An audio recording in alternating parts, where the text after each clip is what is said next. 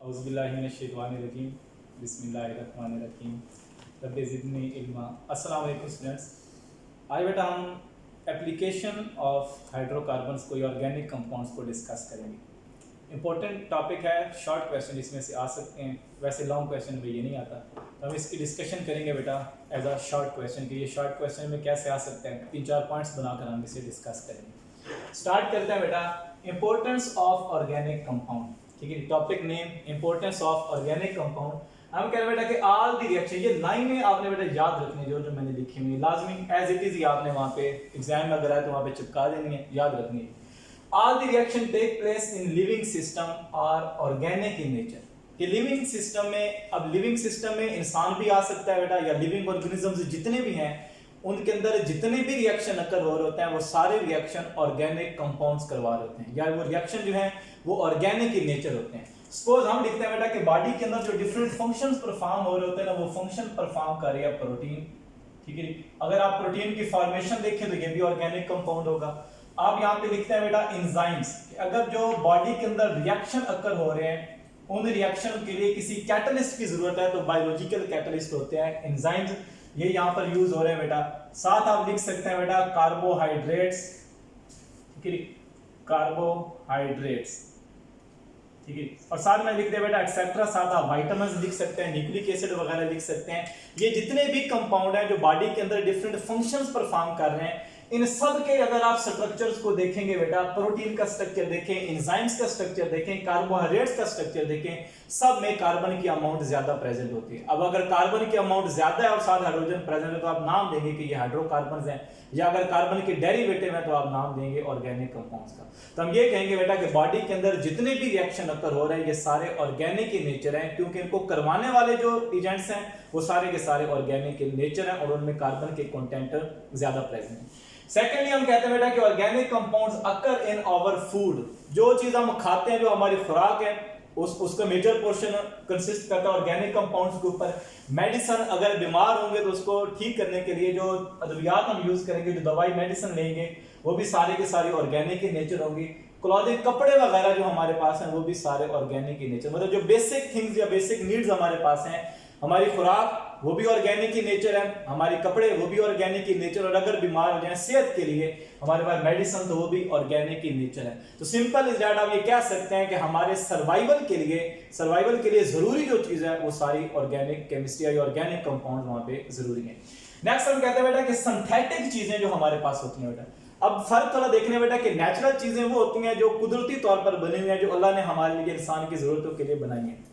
ठीक है, अब जैसे जैसे आबादी बढ़ रही थी नेचुरल चीजें कम होती चली जा रही थी, और उस नीड को पूरा करने के लिए फिर साइंटिस्ट ने वर्क किया और साइंटिस्ट ने खुद से चीजें प्रिपेयर करना शुरू कर दी।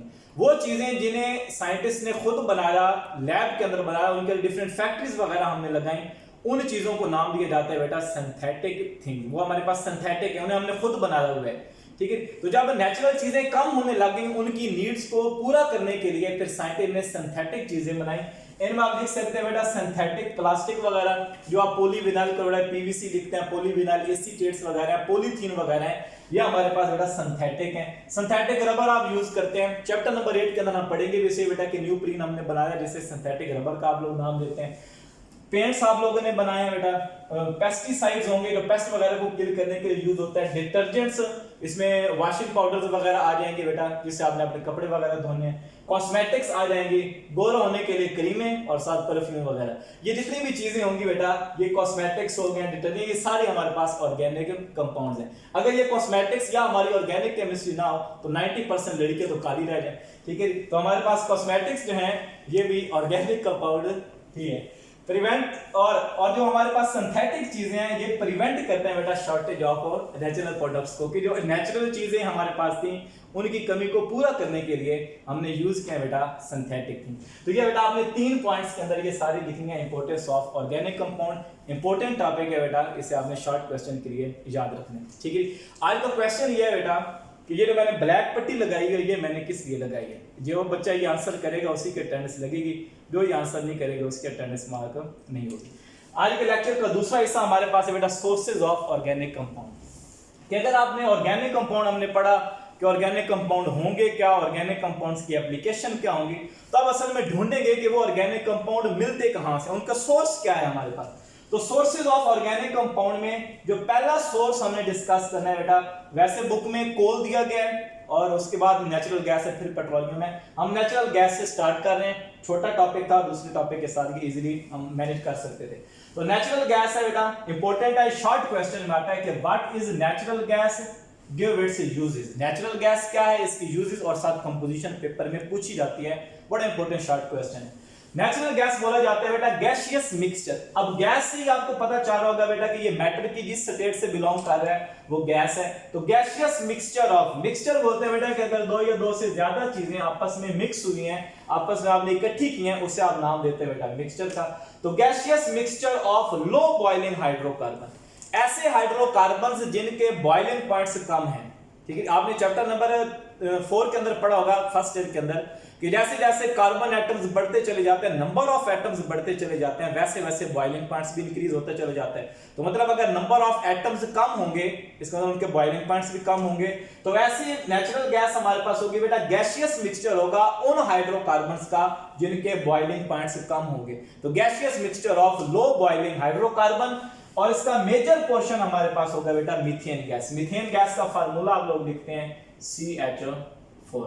तो इसे आप बोलेंगे बेटा कि मीथेन गैस जो नेचुरल गैस है उसमें तकरीबन 80 to 85% मीथेन प्रेजेंट होती है, और स्मॉल अमाउंट के अंदर वहां पर इथेन होता है बेटा 2 कार्बन वाला अल्केन, प्रोपेन 3 कार्बन वाला अल्केन, और साथ ब्यूटेन के भी कुछ कंटेंट प्रेजेंट होते हैं, साथ आप कार्बन मोनोऑक्साइड एक्सेट्रा इनकी भी कुछ अमाउंट इसके अंदर प्रेजेंट है, लेकिन मेजर पोर्शन जो है वो हमारे पास मीथेन को होता है। तो अगर क्वेश्चन आए कि नेचुरल गैस क्या है और उसकी कंपोजिशन क्या है, आपने ये 2 लाइनें लिखना है कि gaseous mixture of low boiling hydrocarbon, और इसका मेजर पोर्शन मीथेन है, स्मॉल अमाउंट में ethane, propane, butane, carbon monoxide, nitrogen etcetera ये भी साथ प्रेजेंट होंगे।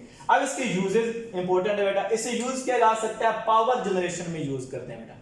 ठीक है, इलेक्ट्रिसिटी फॉर्मेशन में यूज किया जा सकता है बेटा, पावर जनरेशन के लिए आपने लिखा है। इसे यूज किया जा सकता है बेटा सीमेंट एंड फर्टिलाइजर इंडस्ट्री में।